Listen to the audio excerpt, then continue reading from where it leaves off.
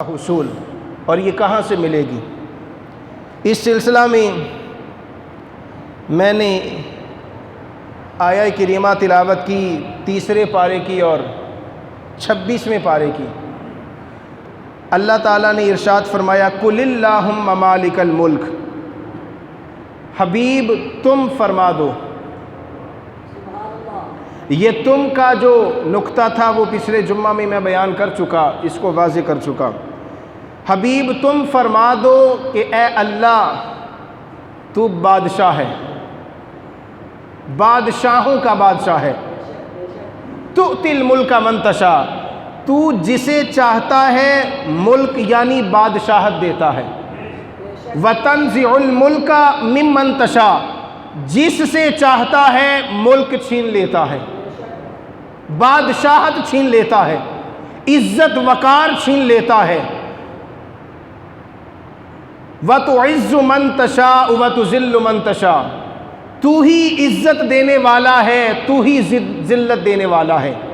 تو جسے چاہتا ہے عزت اسے ملتی ہے، جسے چاہتا ہے ذلت اس کا مقدر بنتی ہے۔ بیدک الخیر، ساری بھلائی تیرے ہاتھ میں ہے۔ انک علی کل شیء قدیر، بے شک تو ہر چاہت پر قادر ہے۔ انک علی کل شیء قدیر، میں نے اس کا ترجمہ یہ نہیں کیا کہ بے شک تو ہر چیز پر قادر ہے، نہیں کیا، ایسا نہیں کیا میں نے، بلکہ میں نے ترجمہ چینج کیا، انک بے شک تو علی کل شیء قدیر، ہر چاہت پر قادر ہے، ہر۔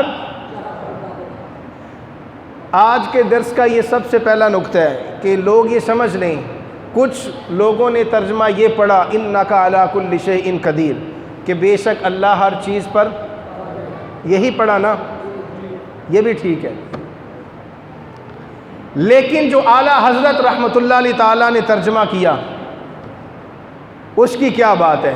نہ اس کی کوئی مثال ہے، نہ اس کی کوئی مثل ہے، نہ اس ترجمے کا کوئی ثانی ہے، جیسا وہ لکھ گئے۔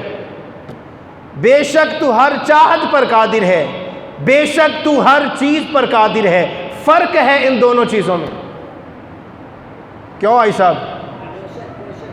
ہاں جی، ساری زندگی یہ پڑھتے آئے اللہ ہر چیز پر قادر ہے، ہر چیز پر قادر ہے، لیکن اہل سنت کا عقیدہ یہ نہیں ہے کہ اللہ ہر چیز پر قادر ہے۔ ایک دیوبندیوں کے امام تھے بہت بڑے، نام نہیں لوں گا، بس صرف کوڈ ورڈ میں بات کروں گا۔ اس بندے نے اس آیت کے تحت لکھا کہ اللہ نے خود ہی قرآن میں فرمایا بے شک اللہ ہر چیز پر قادر ہے، تو جھوٹ بھی ایک چیز ہے، اللہ جھوٹ بولنے پر بھی قادر ہے۔ کیوں جی؟ سنا نا آپ لوگوں نے، ہمیشہ یہ سنتے آئے، لیکن کبھی توجہ اس طرف نہیں گئی۔ کیا اہل سنت کا یہ عقیدہ ہے اللہ ہر چیز پر قادر ہے؟ نہیں چاہیے ایسا ترجمہ، ہمیں بریلوی کے امام کا چاہیے، اعلیٰ حضرت رحمۃ اللہ علیہ تعالیٰ کا چاہیے، جو انہوں نے عقیدہ دیا اور جو نظریہ دیا، اس جیسا نظریہ آج تک تو کیا قیامت کی صبح تک کوئی نہیں دے سکتا۔ جو عشق مصطفیٰ کی خوشبو اعلیٰ حضرت رحمۃ اللہ علیہ تعالیٰ نے اس امت کو دی اور اس امت میں پھیلائی، اس جیسی خوشبو آپ کے بعد کسی اور نے نہیں پھیلائی۔ جتنا کام آپ نے کیا اتنا کام کسی نے نہیں کیا۔ تو اعلیٰ حضرت کا عقیدہ دیکھیں، بڑا ستھرا عقیدہ ہے۔ اہل سنت کو کم از کم اپنا عقیدہ آنا چاہیے کہ اگر کوئی بات کرے تو ہم اسے کہہ سکیں کہ بھائی یہ ترجمہ ہی ٹھیک نہیں ہے۔ انک علی کل شیء قدیر، اللہ ہر چیز پر قادر ہے۔ جھوٹ ایک چیز ہے، اس بندے نے لکھا اللہ جھوٹ پہ بھی قادر ہے، لیکن بولتا نہیں، لیکن یہ بھی ساتھ لکھا قادر ہے لیکن بولتا نہیں۔ اللہ کی ذات اتنی پاکیزہ ہے، اتنی پاکیزہ کہ اس کی ذات کی طرف خطا کا امکان کیا گمان بھی نہیں جانا چاہیے۔ کیوں جی؟ جھوٹ ایک نقص ہے، کمزوری ہے۔ اللہ نے خود ہی قرآن میں کئی مقامات میں فرمایا میں قدوس بھی ہوں، جبار بھی ہوں، قہار بھی ہوں، المؤمن بھی ہوں۔ قدوس سب سے پاکیزہ ذات، اور اتنی پاکیزہ کہ اس سے بڑھ کر کوئی ذات پاکیزہ نہیں ہے اس دھرتی پر۔ اللہ کی ذات اتنی پاکیزہ ہے۔ تو اگر رب کی ذات کے بارے میں یہ ترجمہ مانا جائے انک علی کل شیء قدیر، اللہ ہر چیز پر قادر ہے، تو یہ گمان آئے گا کہ جھوٹ بھی جیسے اس کو آیا، ہاں جی وہ علمی یتیم کو آیا، میں تو اسے علمی یتیم ہی کہوں گا جس نے ایسا لکھا، کہ جیسے اس کو یہ گمان آیا اور خیال آیا کہ اللہ ہر چیز پر جب قادر ہے تو جھوٹ بھی ایک چیز ہے، نعوذ باللہ اللہ جھوٹ پر بھی قادر ہے لیکن بولتا نہیں ہے۔ لیکن بریلوی کے امام نے رحمت اللہ علیہ تعالی اتنا ستھرا عقیدہ دیا اللہ کی ذات کے بارے میں کہ آج کے بعد جتنی بھی صدیاں آئیں گی، جتنے بھی زمانے آئیں گے، اہل سنت کا عقیدہ سب کو رہنمائی فراہم کرتا رہے گا۔ اب عقیدہ دیکھیے، اعلیٰ حضرت نے وہ دروازہ ہی بند کر دیا امکان کا، گمان کا، خیال کا۔ فرمایا اللہ ہر چاہت پر قادر ہے۔ کیا؟ یعنی اللہ جس چیز پر اپنی قدرت چاہتا ہے اسی چیز پر اپنی قدرت رکھتا ہے۔ گناہ، جھوٹ، بدکاری یہ ایسے ہیں جو کمزور نقص پیدا کرتے ہیں کسی کی ذات میں۔ اللہ ان چیزوں پر اپنی چاہت ہی نہیں رکھتا۔ اللہ جھوٹ کو ناپسند کرتا ہے، برائی کو ناپسند کرتا ہے۔ جو چیز اللہ کو پسند نہیں، اللہ اس پر اپنی قدرت کیوں چاہے گا؟ کیوں چاہے گا اس پر اپنی قدرت؟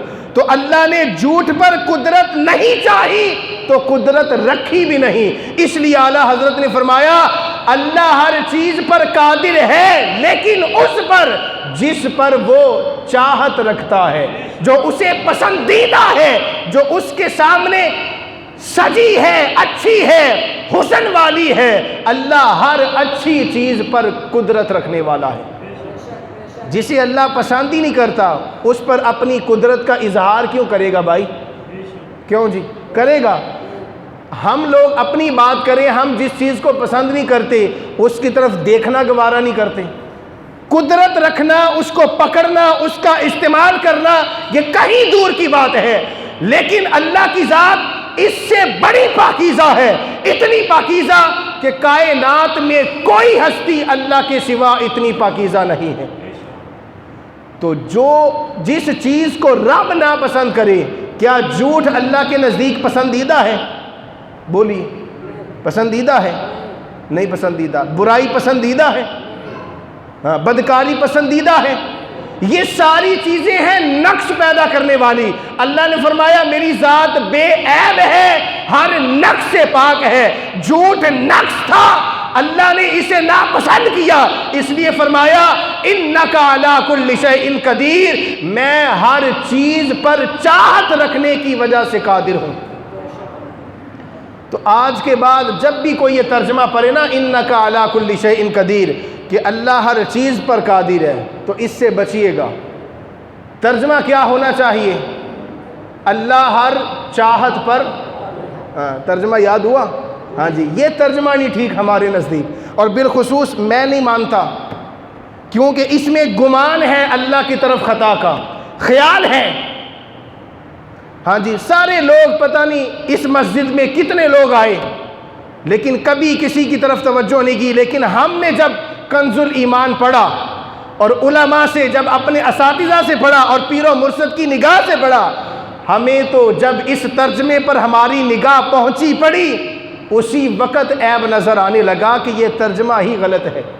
انک علی کل شیء قدیر، اللہ ہر چیز پر قادر ہے، نہیں، اللہ ہر چاہت پر قادر ہے۔ دوستان مکرم، کچھ چیزیں ایسی ہیں جو آپ کے عقیدے کو خراب کرتی ہیں، اس لیے صرف علم والوں کو یہ سمجھ آتی ہیں، لیکن ہم کوشش کرتے ہیں کہ عوام کو ایسی رہنمائی فراہم کریں جس کی بنیاد پر ہر بندہ قرآن سے بھی فیض لے، مصطفیٰ کے فرامین سے بھی فیض لے۔ ابھی سلسلہ میں عزت کا عزت کیا ہے، اس کے حصول کا طریقہ کیا ہے، کہاں سے ملے گی، آج اس کی دوسری قسط ہے۔ عزت کا دوسرا معنی، ایک معنی میں نے کیا پچھلے جمعہ میں، عزت بمعنی عظمت، کیا یاد ہے کسی کو پچھلا جمعہ؟ عزت بمعنی عظمت، اچھائی، نیکی۔ اس کا دوسرا معنی ہے عزت بمعنی آسرا، سہارا، کیا؟ آسرا، سہارا، کہ اللہ تعالیٰ جب کسی کو عزت دیتا ہے تو رب اسے اپنی ذات کا سہارا دیتا ہے۔ کیوں جی؟ قرآن مجید میں اللہ تعالیٰ نے منافقین کی مذمت کی۔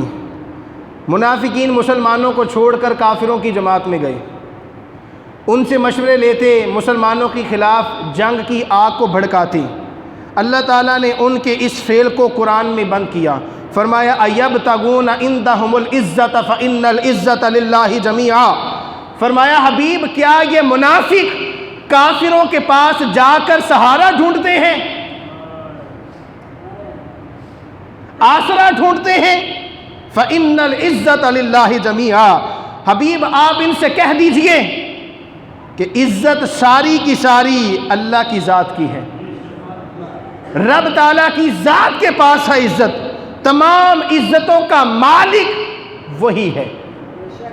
تو عزت بمعنی آسرا، سہارا، جب رب کسی کو عزت دیتا ہے رب اس کو سہارا دیتا ہے اور رب اس کا آسرا بن جاتا ہے۔ اس سلسلہ میں دوسری آیت آپ کے سامنے پڑھنا چاہوں گا۔ اللہ نے دوسرے مقام پہ فرمایا، سورہ حجرات ہے اور 26واں پارہ ہے، اللہ نے فرمایا یا ایھا الناس انا خلقناکم من ذکر و انثی، اے لوگو ہم نے تمہیں ایک مرد اور عورت سے پیدا کیا، وجعلناکم، اور تمہارے بنا دیے، شعوبا و قبائل لتعارفوا، قبیلے، تمہارے قبیلے بنا دیے تاکہ تم ایک دوسرے کی جان پہچان حاصل کرو۔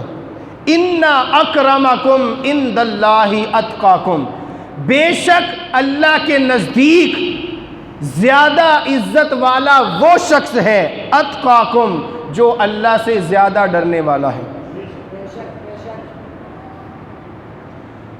کسی بندے کی عزت نہیں ہوگی جب تک وہ رب سے نہیں ڈرے گا۔ عزت کو حاصل کرنے کے لیے اس کی سیڑھی پر جب قدم رکھیں گے تو سب سے پہلا یہ کام ہے کہ جو بندہ عزت والا ہے وہ سب سے زیادہ رب سے ڈرنے والا بھی ہوگا، اور جس کی عزت نہیں ہے وہ رب سے بھی نہیں ڈرے گا۔ آپ لوگوں نے دیکھا نہیں، لوگوں کو مصطفیٰ کی ذات کو دور کی بات، اللہ کی ذات کا خوف نہیں ہے۔ کیوں جی؟ ہے کوئی خوف؟ کسی کو ہے رب کا خوف؟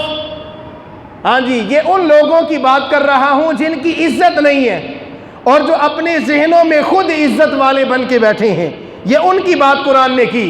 اللہ نے فرمایا نہیں، عزت والا وہ شخص ہوگا جو سب سے زیادہ اللہ کی ذات سے ڈرے گا، جس کے دل میں سب سے زیادہ تقویٰ ہوگا اللہ کی ذات کا۔ تو یہ عزت بمعنی سہارا، آسرا، آج لوگ لوگوں کا سہارا ڈھونڈتے ہیں، ہاں جی فلاں بندہ میرا سہارا ہے، اس کی سپورٹ حاصل ہے، یہ کرے گا وہ کرے گا، لیکن جو عزت والا ہے وہ کسی کے سہارے کو سہارا نہیں سمجھتا، بس اسے رب کی ذات کا سہارا چاہیے، یہی سہارا اس کے لیے کافی ہے۔ تو عزت بمعنی سہارا، آسرا۔ تو آج مومن کی عزت اور اس کا تقویٰ اور اس کا وقار اور اس کی اچھائی کیوں برباد ہوئی؟ صرف اس وجہ سے کہ مومن نے اللہ سے ڈرنا چھوڑ دیا۔ آج کا مسلمان اللہ سے ڈرتا ہی نہیں ہے، کوئی خوف نہیں رہا اللہ کا۔ ہاں جی، ایسا ہم دنیا میں جیتے ہیں جیسے ہم نے مرنا نہیں ہے، جیسے ہم نے اللہ کی بارگاہ میں جانا نہیں ہے، ایسے زندگی گزار رہے ہیں، اتنی عیاشیاں کر رہے ہیں جیسے کچھ ہمیں یاد ہی نہیں ہے کہ ہمارا کوئی رب بھی تھا، کوئی رسول بھی تھا، کوئی دین بھی ہے، ہم کلمہ پڑھ کے مسلمان بھی ہیں، ہم ایسے جی رہے ہیں اپنی زندگیاں۔ تو جو بندہ ایسے اپنی زندگی گزارے اس کی کیا عزت ہوگی؟ اگر ہمیں عزت چاہیے، ہر بندہ چاہتا ہے میری عزت ہو، تو عزت اسی بندے کی ہوگی جو اپنے رب سے سب سے زیادہ ڈرے گا۔ رب سے جب ڈرے گا نا تو پھر اس کے اندر تکبر نہیں آئے گا، وہ کہے گا نہیں میری ذات بڑی نہیں، ذات بڑی اللہ کی ہے۔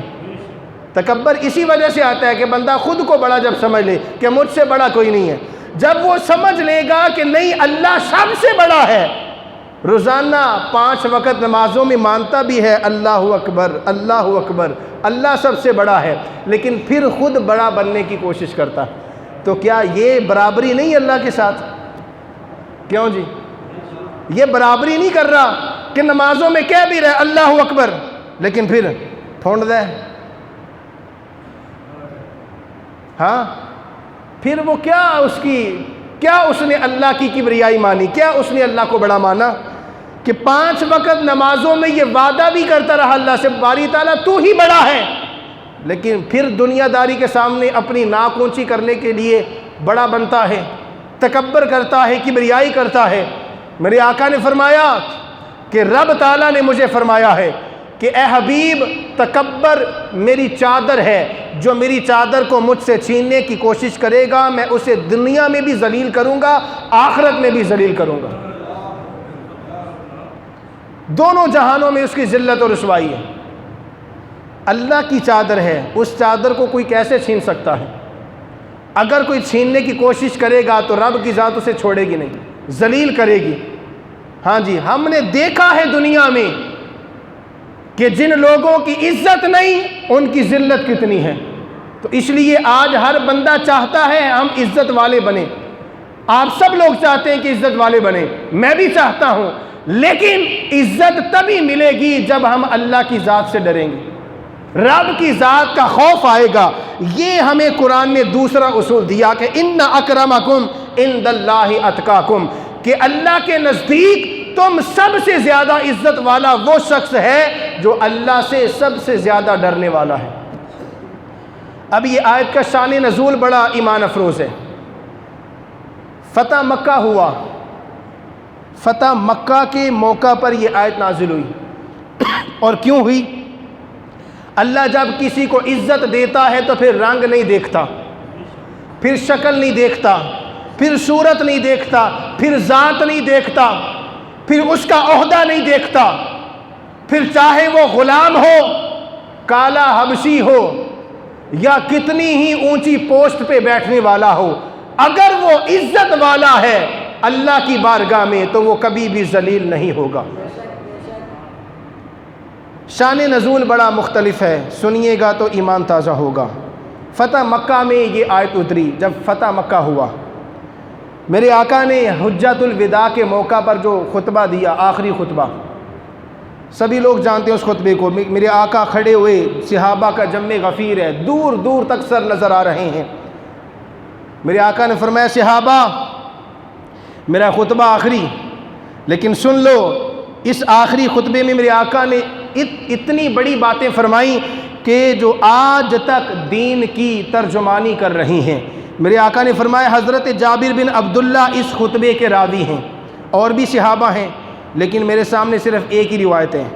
حضرت جابر فرماتے ہیں ہم سامنے تھے، میرے آقا نے فرمایا خطبنا رسول اللہ فی وسط ایام التشریق، حضور حجۃ الوداع کے موقع پر کھڑے ہوئے خطبہ ارشاد فرمایا یا ایھا الناس، اے لوگو، الا ان ربکم واحدا، تمہارا رب ایک ہے،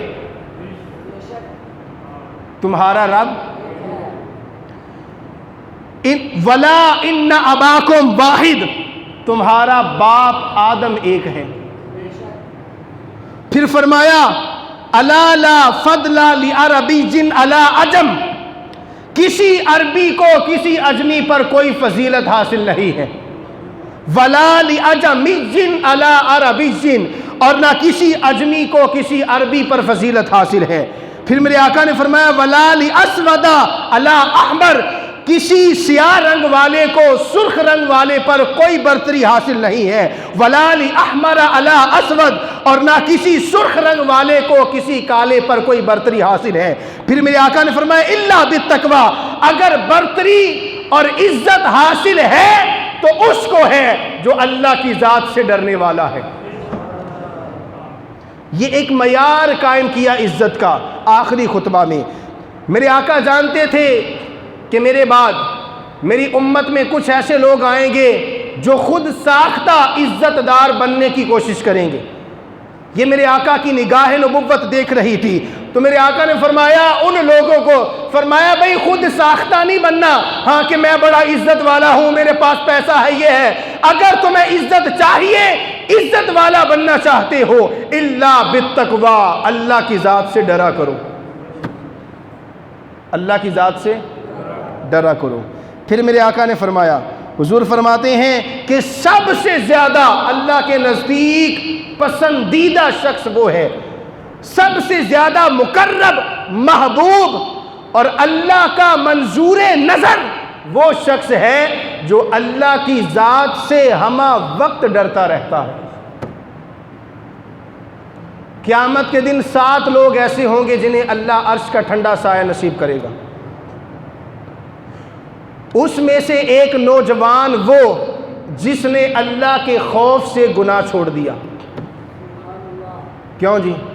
یہ نوجوانوں کو بات کر رہا ہوں، جو بگڑے ہوئے ہیں ان کو بات کر رہا ہوں کہ میرے آقا نے فرمایا قیامت کے دن اللہ 7 لوگوں کو اپنے عرش کا ٹھنڈا سایہ نصیب کرے گا، لیکن ان 7 اشخاص میں سے ایک شخص وہ بھی ہوگا جس کو اللہ نے جوانی دی اور اس جوانی نے اسے شباب زور دیا، اس زور کی بنیاد پر جب اس کو کسی عورت نے دعوت گناہ دی تو پھر کیا ہوا؟ اس نے کہا نہیں میں اللہ سے ڈرتا ہوں، میں اللہ سے۔ تو پھر کیا ہوگا؟ میرے آقا فرماتے ہیں ایسا نوجوان قیامت کے دن اللہ کے عرش کے ٹھنڈے سائے میں ہوگا، جس دن کوئی سایہ نہیں ہوگا، ہر کوئی چاہے گا کہ اسے سایہ ملے، سوا نیزے پر سورج آ جائے گا، ہر کوئی اپنے پسینے میں ڈوبا ہوگا، نفسی نفسی کا عالم ہوگا۔ اس عالم میں بھی اللہ اس نوجوان کو اپنے عرش کا ٹھنڈا سایہ نصیب کرے گا۔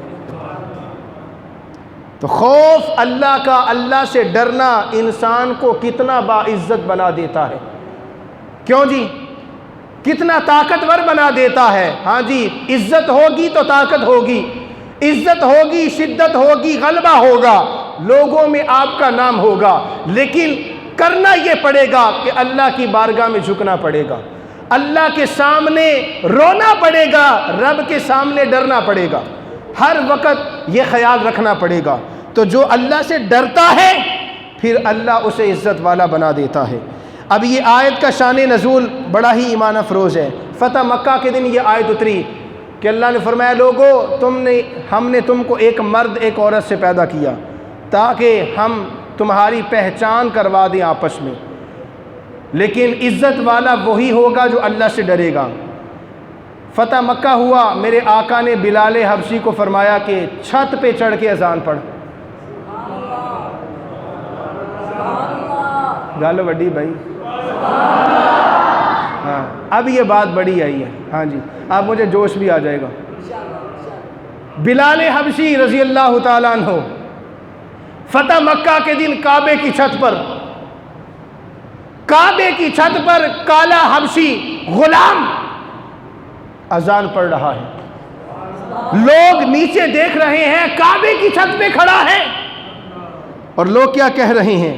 بلال حبشی کعبے کی چھت پہ چڑھے ہیں، اذان پڑھ رہے ہیں، لوگ کیا کہہ رہے ہیں؟ یا رسول اللہ یہ کالا حبشی کعبے کی چھت پر، نہ اس کا رنگ، نہ کوئی روپ، نہ شکل، نہ سیرت، نہ صورت، اس کو یہ مقام و مرتبہ کس وجہ سے ملا؟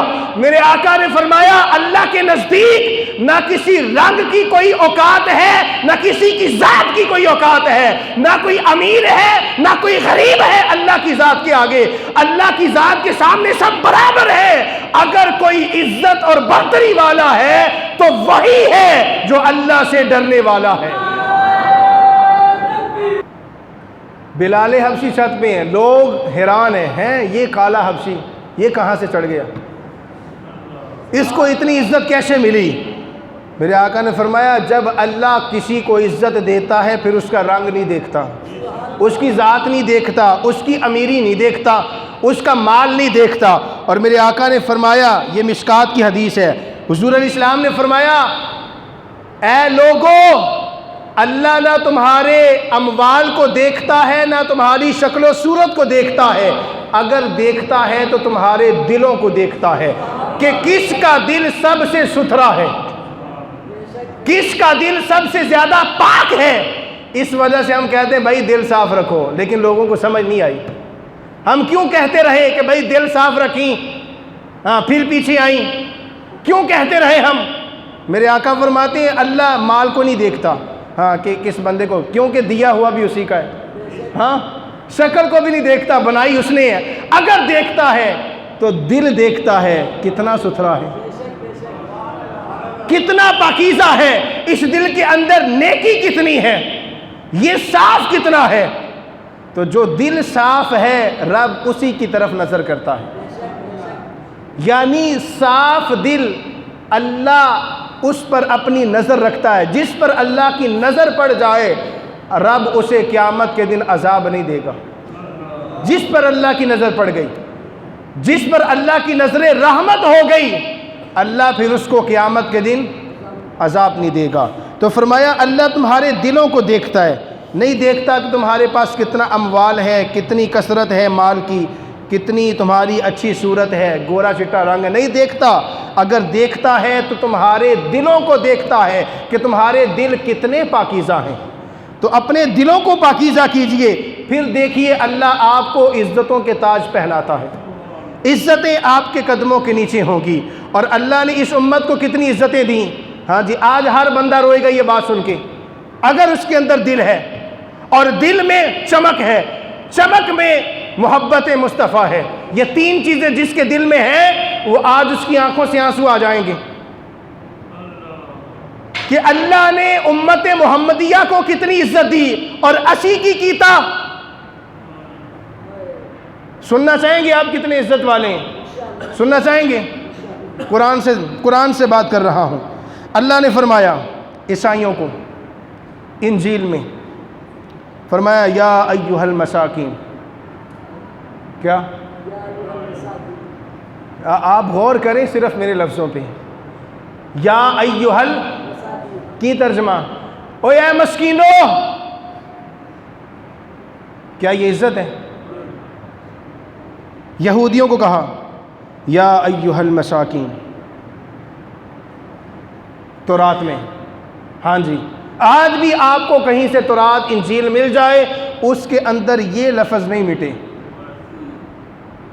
جی یہ لفظ نہیں بدل سکے، یا ایھا المساکین۔ اللہ نے امت موسیٰ کو فرمایا یا ایھا المساکین، امت عیسیٰ کو فرمایا یا ایھا المساکین، لیکن جب اس کے حبیب کی امت کی باری آئی تو فرمایا یا ایھا المساکین نہیں کہتا، بلکہ فرماتا ہوں یا ایھا الذین آمنوا۔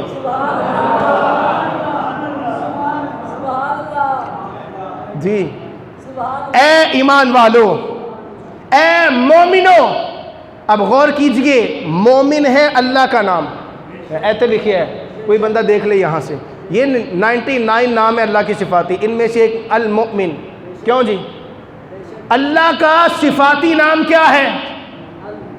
مؤمن۔ مؤمن کسے کہتے ہیں؟ ایمان والے کو۔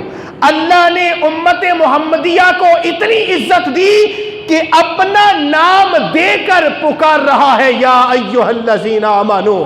حبیب ہم آپ کی امت کو اتنی عزت دیں گے کہ ساری امتیں دیکھتی رہ جائے گی، آج تک ہم نے ایسا لقب کسی کو نہیں دیا جو آپ کی امت کو دیا، اور لقب بھی اتنا پیارا کہ اللہ اپنا نام دے کے بلا رہا ہے، اے امت محمدیہ یا ایھا الذین آمنوا۔ نہیں یا ایھا الذین آمنوا، اے ایمان والو۔ اللہ اس امت کو اپنا نام دے رہے ہیں۔ آج کوئی بندہ کسی کو اپنا نام دے تو کتنا پھونڈا ہو، کوئی وزیر اعظم ہی دے دے کسی کو اپنا نام، کیوں جی؟ پاؤں پھولے نہیں سمائیں گے، زمین پر نہیں چلے گا، وہ اوپر اڑے گا۔ لیکن جس امت کو رب اپنا نام دے دے یا ایھا الذین آمنوا، سوچئے اس امت کی عزت کتنی ہوگی۔ کیوں جی؟ ہم ہیں عزت والے لیکن بن گئے ذلت والے، صرف اور صرف اپنی حرکتاں دی وجہ تو۔ ہاں جی، سدھرے نہیں نا، ہم سدھرے نہیں، اس وجہ سے ذلیل ہوئے۔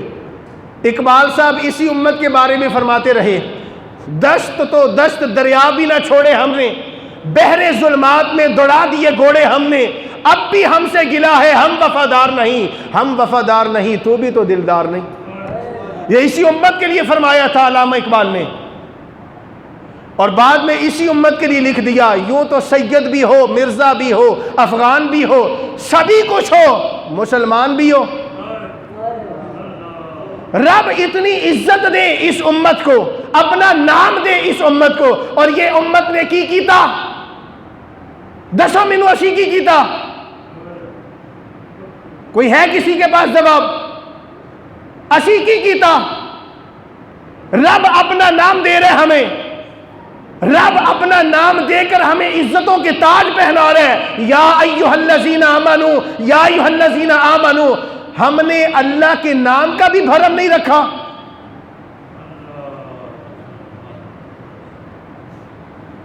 اسی کہندے سی بندیاں نو سدھر جاؤ، لیکن کوئی دین کو سمجھنا ہی نہیں چاہتا نا، وہ کہتا ہے کیا جی، کیا دین پہ صرف مولوی چل سکتے ہیں، ہم نہیں چل سکتے، اور اوپر سے ہمیں کہتے ہیں اے جنت سے چلے گئے تو اسی بھی چلے جاؤں گے۔ کتنا جھوٹ چھوڑا یہ، ہاں کتنی جہالت ہے، یہ بے وقوف جاہل ہیں وہ لوگ جو اس طرح کا جملہ کہتے ہیں کہ اے بخشے گئے تو اسی بخشے جاؤں گے۔ اور ادھر میرے آقا سیدہ کائنات کو فرما رہے، بیٹی میرے تے نہ رہیں، اے جملہ بھول گئے تسی، ہمیں کہتے ہیں لوگ اے بخشے گئے تے اسی بخشے جاؤں گے، یہ کہاں کی بات ہے؟ اے کوئی علمی گل کسی نے کی تھی کہ مولوی بخشے گئے تے اسی بخشے جاؤں گے؟ جاہل ہے وہ بندہ جس کو عقل ہے نہ تمیز ہے، نہ اسے قرآن کے اصولوں کا پتہ ہے۔ میرے آقا سیدہ کائنات اپنے لخت جگر بیٹی کو فرمایا، بیٹی یہ نہ سمجھنا تیرا باپ امام الانبیاء ہے، ہاں قیامت دے دن اپنے عملہ دے نال اٹھنا۔ کیسی باتیں کرتے ہیں لوگ، عجیب ہے، یہ سمجھتے نہیں ہیں۔ اللہ اپنا نام دے رہا ہے اس امت کو، یا ایھا الذین آمنو، اے ایمان والو، اے ایمان والو، اور قیامت کے دن کتنی عزت دے گا یہ بھی سن لیں۔ اس امت کو اتنی عزت ملے گی قیامت کے دن کہ ساری امتیں امت مصطفیٰ کی عزت دیکھ کر فخر محسوس کریں گی، ہائے، اور حسرت ہوگی ان کے کاش اسی اس امت چندے۔ حتیٰ کہ انبیاء، موسیٰ علیہ السلام نے نہیں کیا سی کہ باری تعالیٰ مجھے امت مصطفیٰ میں اٹھا دے، امت مصطفیٰ میں کر دی۔ عیسیٰ علیہ السلام نے نہیں کہا تھا، ہر نبی چاہتا ہے کہ وہ امت مصطفیٰ میں آئے، لیکن امت مصطفیٰ چاہتی ہے کہ ساڑھی کوئی عزت نہ ہوئے۔ کتنے عجیب کام ہم نے کیے کہ اللہ نے وہاں پہ بٹھایا، ہم نیچے بیٹھنا چاہتے ہیں۔ کم ہی ساڑھے بڑے عجیب نے۔ آج یہ مسلم قوم اتنی ذلیل ہو گئی ہے کہ کوئی بھی بندہ ایرا وغیرہ اٹھ کے اس کو بات کر سکتا ہے، ہاں مندر بنا دیو جی کی اے قوم مار چکی ہے، اینے کی کرنا اٹھ کے، ہاں اسلام آباد میں مندر بنا دو، مسجدیں بند کر دو، ہاں مسجدہ بند کرو، مندر بناؤ۔ یہ جو 1947 کو پاکستان بنایا تھا یہ مندروں کے لیے بنا تھا؟ کیوں جی 18 لاکھ مسلمانہ دا خون بیاہ تے کی اس واسطے کہ مندر بنایا جائے؟ چونکہ یہ مر چکی ہے نا قوم، ان کو پتہ یہ مر چکی ہے، اینا نے کی کرنا۔ اللہ نے اتنی عزت دی، ہم نے اس عزت کو ضائع کر دیا۔ ہاں عزت ہر کسی نے پھر راس نہیں آندی، تو اس امت کو بھی راس نہیں آئی۔ رب قیامت کے دن بھی ہمیں عزت دینا چاہتا ہے۔ اللہ اپنا نام دے رہا ہے کہ میں مومن ہوں، تم بھی مومن ہو، تم بھی ایمان والے ہو، لیکن اس عزت کی پاسداری کرنا، رب یہ سمجھا رہے عزت کی پاسداری کرنا، کیونکہ ایسی عزت رب نے کسی امت کو نہیں دی۔ کیوں جی دیتی کسی امت کو؟ اور آخرت میں منظر دیکھیں امت مصطفیٰ کا۔ میرے آقا فرماتے ہیں میں جب قیامت کے دن حوض کوثر پہ آؤں گا، مقام محمود پر، تو میں اپنی امت کو کثیر تعداد میں دیکھ کر خوش ہو جاؤں گا۔ کسی امت کی تعداد اتنی نہیں ہوگی جتنی امت مصطفیٰ کی ہوگی۔ ہاں جی، اتنی کثرت ہوگی، یعنی اتنے، ہاں یہی ہے شادی کا مقصد کہ زیادہ بچے پیدا کیے جائیں۔ اسی وجہ سے میرے آقا نے فرمایا یہ شادی کا اصل مقصد ہے، ہاں جی، کہ زیادہ بچے ہوں گے تو امت بڑھے گی، تو میرے آقا قیامت کے دن دیکھ کر خوش ہوں گے۔ اس بندے پہ تو بڑے راضی ہوں گے جنہیں 2-3 کی دیا۔ ہاں ہنسنے کی بات ہے، لوگ ہنس رہے ہیں، سچی بات کر رہا ہوں بھائی۔ ہاں جی، جو 2-3 کرے گا اس پہ زیادہ میرے آقا خوش ہوں گے، ہاں کہ ان ایک تے اکتفا نہیں کیتا، ہاں اس نے 2-3 کر کے زیادہ امت بدائی اور میرے آقا اس پہ زیادہ خوش ہوں گے۔ اس میں ہنسنے والی کیا بات ہے؟ تو اللہ تعالیٰ امت کو اپنا نام دے رہا ہے، اے امت مصطفیٰ ہم عزت دے رہے ہیں تمہیں۔ قیامت کے دن عزت اتنی ہوگی کہ رب اپنے حبیب کی شفاعت قبول کرتے ہوئے امت مصطفیٰ کو جنت میں داخل کرے۔ پچھلی امتہ دیکھن گے سانوں کے میں داخلے کا موقع ملے، امت موسیٰ عیسیٰ حتیٰ کہ نبی آ جائیں گے، یا رسول اللہ شفاعت کر دیو، سفارش کر دیو، لیکن میرے آقا امت مصطفیٰ میرے آقا اپنی امت کی شفاعت کریں گے، اور شفاعت بھی ایسی ہوگی کہ رب اپنے حبیب کی شفاعت کو رد نہیں کرے گا، رد نہیں کرے گا۔ تو اے اتنی عزت کم ہے کیا کہ میرے آقا شفاعت کریں، شفاعت مانی جائے، پھر عزت کے ساتھ جنت میں آپ کو بھیجا جائے؟ کیا اتنی عزت کم ہے؟ اب ہر بندے کو سوچنا ہے کہ اللہ نے تو ہمیں عزت دی ہے، اسی اس عزت کا کنا پاس رکھا پاس؟ ہاں جی، ہاں میں ان سے بات کر رہا ہوں جو ابھی تک دکان بند کر کے نہیں آئے اور کہندے ساڑی عزت ہوگی کی عزت کا پاس رکھے تسی؟ اللہ بلا رہے مسجد میں آؤ، مسجد میں آؤ، جب پہلی اذان ہو دکانیں بند کر دو، وہ کہندے نہیں واریاں لگی ہے کہ بند منڈا پار کے آئے گا، پھر دوسرا پڑھ کے آئے گا، وہ فلاں مسجد میں فلاں مسجد میں۔ امیر حمزہ نو پڑھو بھائی، امیر حمزہ نو پڑھو تاکہ یہ سب خوش ہوں، کیوں جی؟ ہاں جی، تو یہ کیا ہے؟ اللہ اپنی عزت دے رہا ہمیں، ہم کہتے ہیں ہمیں عزت نہیں چاہیے، باری تعالیٰ ہمیں ذلت چاہیے، تو پھر جب ذلت چاہیے نا تو ذلت تو مل رہی ہے، پھر ذلیل ہوگی یہ قوم۔ امت مصطفیٰ کتنی پستی میں چلی گئی کہ آج ہر کوئی اٹھ کے اس پر غالب آ رہا ہے، ہاں وہ چوڑا ہو، عیسائی ہو، یہودی ہو، ہر اٹھ کے اس امت کو بات کر رہے ہیں کہ یہ کیا ہے، یہ مسلح ہے، یہ مسلمان ہے۔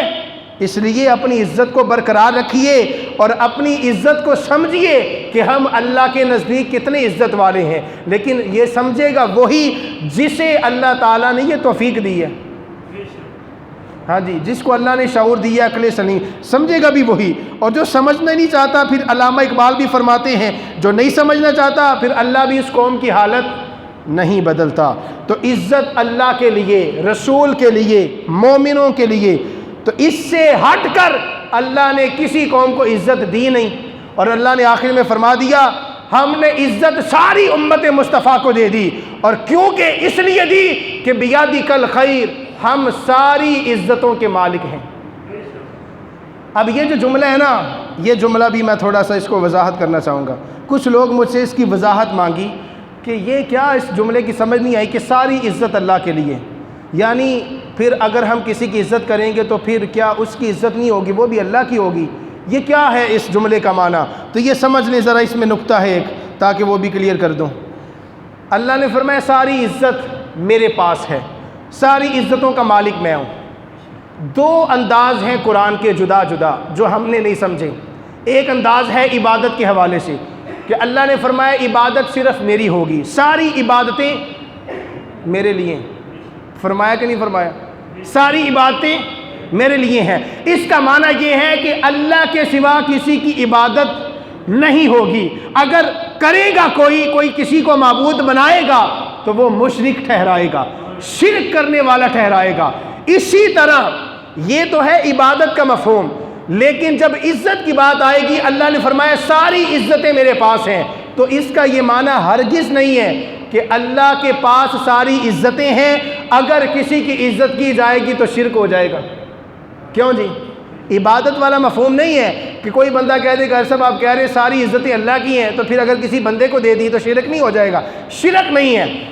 کیوں نہیں ہے؟ کہ عزت اور عبادت کے اندر فرق ہے۔